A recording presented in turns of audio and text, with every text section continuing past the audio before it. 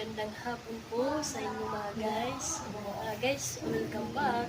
Magluto na naman po si Gigi ng dinner po namin. So mga guys, i-share ko po sa inyo kung paano po ako magluto ng sinigang po na baboy. So bago po ako magluto guys, ipapakita ko muna sa inyo yung mga sangkap ko po. Para, ayan po guys, yung mga sangkap. Guys, bago po ako magsigang, paprituhin ko muna yung baboy para po masarap. Guys, ito na po yung baboy para na-prito ko na po. Ayan po. Guys, ito na po yung baboy na prinito ko po. Luto na po. Ayan. Guys, magsisigang na po ako. Ipapakita ko na po sa inyo paano po ako magsigang. Maglalagay na po ako ng mantika.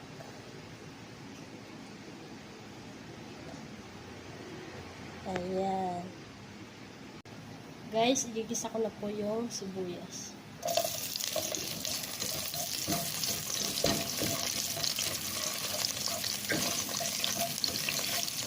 Igigisa ko din po guys yung kamatis.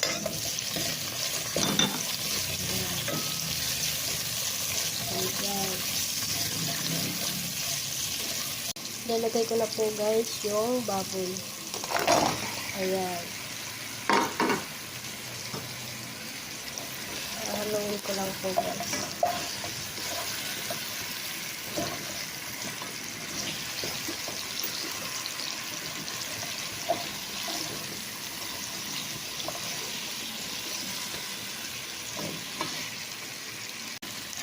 Guys, nilagyan ko na po ng tubig.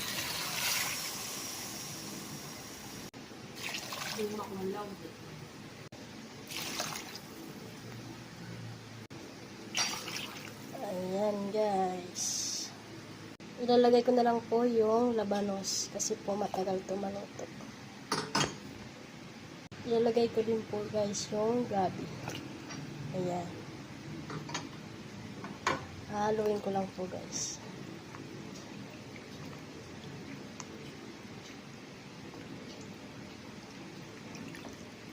Ayan. So guys, tatakipan ko na po. Ayan. Hintayin lang po natin kumulo. Guys, kulo na po. Ilalagay ko na po yung sinigang. Sinigang na sampalo. Ayan.